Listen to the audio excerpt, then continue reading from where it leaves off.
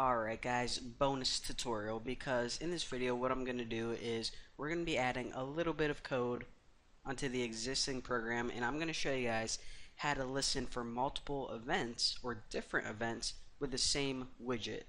So of course, a click isn't the only thing that we can do with this button. We can also hold it down, we could also fling it, we could drag our finger across it, we could do a bunch of different things to it. So in this example, I just showed you guys how to set up an on-click listener. Hey button, wait for someone to click you. But what if someone takes their finger and they just hold it down on the button? Well, that's not a click, but it is a different event. So anytime you want to listen for a different event, it's really easy, but there's some weird things as well that I'm going to talk you guys through. So go ahead and take that. Again, I probably should mention this. Make sure that you are outside your entire listener and directly underneath it. Bucky's button. What we want to do is we're going to set on long click listener. Now a long click is kind of just like it sounds, but again, a click is when you just press it with your finger real quick, a tap almost. So a click is a tap.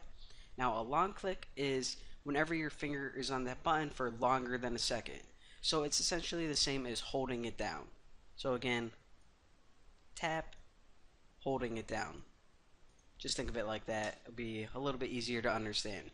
Now for this, what we need to do is we need to make a new interface button. Again, this is on a long click listener.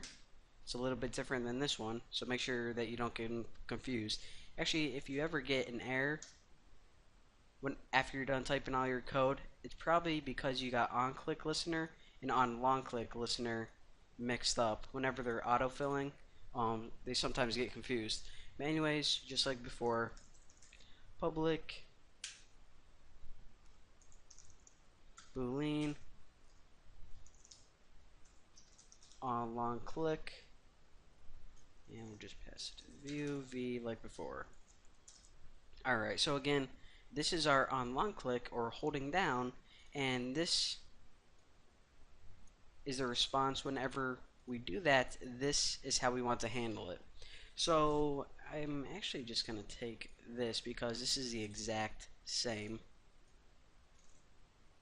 And instead of good job Haas, actually right here I'll keep that the same, and I'll write something stupid like holy carp, that was a long one. Alright, so that's pretty stupid. Now there's one other thing that we need to do, because look at this. Why are we getting this little red squiggly line missing a return statement? Well, that's weird, because we didn't have a return statement up here. I mean, all we needed to do is say, okay, this is what we want to happen whenever the user clicks the button. So why do we need a return statement right here? Let's just go ahead and return true to make it happy, and I'll talk to you guys through why we need a return statement. Whenever we have an on long click that occurs on our button, we need to return true, and this is essentially telling Android, hey, I handled this click. The user did something, but we took care of it. Alright, now the reason that we need to do that, because if we didn't, then that event would be called not being consumed or not being handled. So if an event occurred and it doesn't get handled by this bit of code, then it passes it along to here.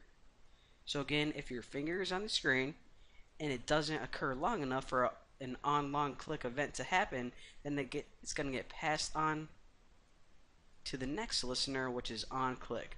However, whenever we return true, it says, okay, that finger on the screen event, it was actually a long click instead of a click. So hey, click listener, you can go back to sleep, listen for something else, because we already took care of it. So now let me actually go ahead and run this.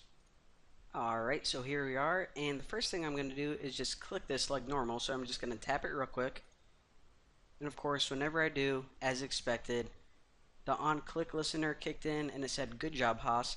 And now what I'm going to do is I'm going to hold down on my mouse and not release it, and whenever I do that, it says holy carp, that was a long one. So now I'm going to release. Pretty cool. And actually, if you click this again, and it goes back to good job, Haas, because that listener still occurs. So click, hold down, holy carp, that was a long one.